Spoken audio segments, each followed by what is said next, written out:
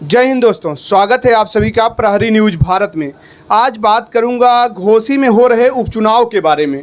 दोस्तों, घोसी में लगभग एक हफ्ता मैं रहा, वहां पर ग्राउंड रिपोर्ट किया। गांव में, गली में, चट्टी चौराहे, चाय की दुकान पर नुक्कड़ जो सभाएं हो रही थी वहां, और जो बड़ी बड़ी रैलियां हुई, सब जगह लगभग कवर किया। आप लोग अक्सर चैनल पर अपडेट रहे और देखते रहे। मैंने दिखाया वहाँ की क्या रिपोर्ट है और लोग क्या चाह रहे हैं, किसको जिताना चाह रहे हैं। हमारी जो रिपोर्ट है इसको भी बताएंगे, लेकिन इससे पहले थोड़ा घोसी विधानसभा के बारे में बात कर लें, वहाँ के जातिगत समीकरण के बारे में बात कर लें, इसके पहले जो चुनाव हुए उसके परिणामों के बारे में चर्चा कर लें। घोसी एक ऐसी विधानसभा है जहाँ पर पिछले 6 वर्षों में चौथी बार वहाँ पर लोग विधायकी का वोट देने जा रहे हैं। दोस्तों, 2017 का जब आम चुनाव होता है तब वहाँ पर भारतीय जनता पार्टी से फागू चौहान चुनाव जीत कर आते हैं। 88,298 मत उनको मिलते हैं।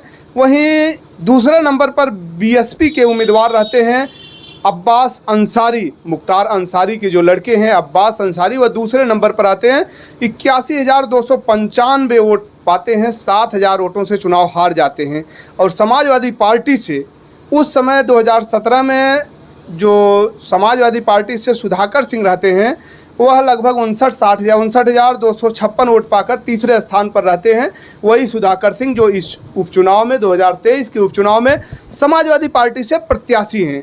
उसके बाद 2017 के बाद 2019 में घोसी में उपचुनाव होता है।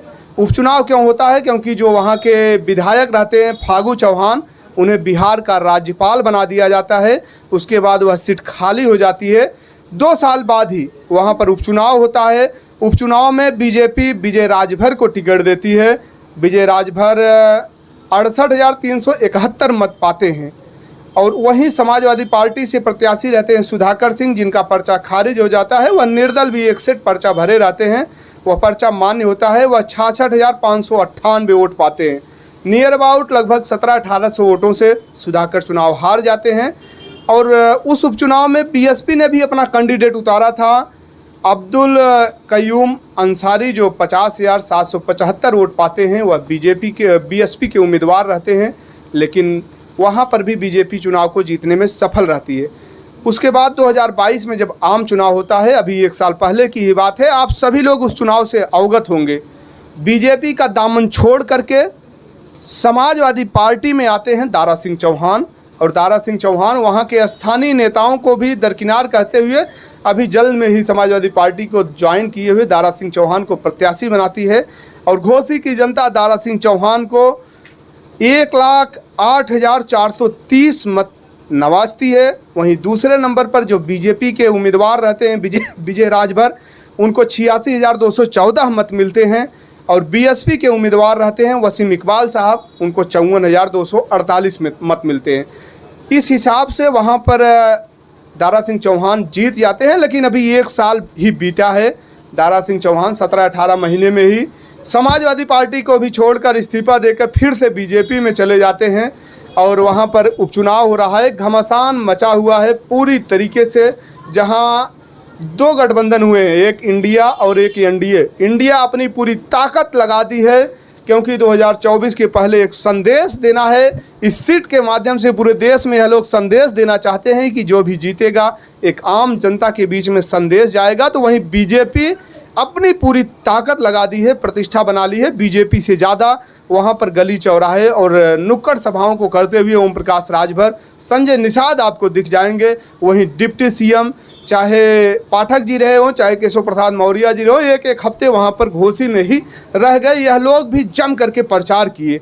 और वहीं समाजवादी पार्टी ने भी कोई कोर कसर नहीं छोड़ी। इनके भी स्टार प्रचारक पूर्व विधायक रहे हों, चाहे पूर्व मंत्री रहे हों, वह लोग ने भी पूरी ताकत घोसी विधानसभा को जीतने के लिए झोंक दी। तो आइए बात कर लेते हैं थोड़ा घोसी विधानसभा के जातीय समीकरण क्या है। दोस्तों, वहाँ मुस्लिम मतदाता निर्णायक भूमिका में रहते हैं। लगभग 1 लाख मुस्लिम मतदाता हैं। यादव मतदाताओं की बात करें तो लगभग 60,000 यादव मतदाता हैं। वहीं दलित मतदाता, जिनका इस बार कोई कैंडिडेट नहीं है, 75,000 दलित मतदाता हैं जो मूल तौर से बीएसपी के वोटर माने जाते हैं, वही लोग इस बार के चुनाव में निर्णायक भूमिका निभाएंगे, वह लोग जिस तरफ घूम जाएंगे। तो वहीं राजभर की बात करें तो वहाँ पर लगभग 55,000 राजभर हैं, और चौहान की बात की जाए तो लगभग 50,000 चौहान हैं। वहीं अन्य बिरादरियां ठाकुर, ब्राह्मण और अदर बिरादरियों को मिलाकर लगभग 60-65,000 वोटर हैं। यह जातिगत समीकरण की बात रही दोस्तों। तो आइए बात कर लेते हैं अब वर्तमान हकीकत क्या है, वहाँ पर किसके पक्ष में चुनाव जा रहा है। हम लोग तो हर गली चौराहे लगभग गांव में जाने की कोशिश किए। जब हम लोगों ने आम लोगों से जानना चाहा कि माहौल क्या है, तो ज़्यादातर लोगों ने कहा कि इस बार यहाँ से सुधाकर सिंह स्थानीय नेता हैं, इनको हम लोग विधायक बनाने जा रहे हैं। दारा सिंह चौहान का कोई दरा नहीं है, कोई भरोसा नहीं है, वह कब पार्टी कौन सी छोड़कर किस पार्टी में चले जाएं।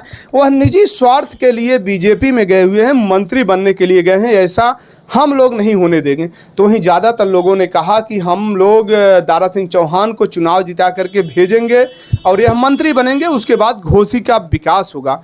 बहरहाल विकास होगा कि नहीं होगा, चुनाव कौन जीतेगा कौन नहीं जीतेगा, यह तो भविष्य के गर्भ में है। चुनाव में भविष्यवाणी नहीं करना चाहिए, न तो हम कर ही रहे हैं कि कौन चुनाव जीत रहा है कौन चुनाव हार रहा है। यह निर्णय लगभग अभी कल यानी 5 तारीख को मतदान होगा, घोसी की जनता निर्धारित कर देगी। 8 तारीख को मतगणना के बाद एकदम से क्लियर हो जाएगा। लेकिन जो चुनाव का रुझान रहा, जो लोगों में रोष देखा गया, आम पब्लिक में, आम लोगों में, कि 17-18 महीने के अंदर ही हम लोगों के ऊपर यह चुनाव थोपा गया जिसकी कोई ज़रूरत नहीं थी। लोग दारा सिंह चौहान से नाराज दिखे और सुधाकर की तरफ लोगों का आकर्षण रहा। दलित मतदाताओं की बात करें तो उसमें लगभग 50-50 का मामला देखा जाता है। इस तरीके से यह चुनाव बेहद ही कांटे का मुकाबला होने वाला है, बेहद ही टक्कर का मुकाबला होने वाला है। लेकिन जहां तक हमारी ओपिनियन पोल की बात की जाए तो सुधाकर सिंह चुनाव में जीतते हुए नजर आ रहे हैं और समाजवादी पार्टी वहां से बढ़त बनाती हुई नजर आ रही है। बने रहिए आप लोग प्रहरी न्यूज़ भारत के साथ। हमारी रिपोर्ट कैसी लगी आप लोग कमेंट करके अवश्य बताइएगा। मिलेंगे फिर किसी नए वीडियो में नई खबर के साथ। दीजिए इजाज़त। जय हिंद।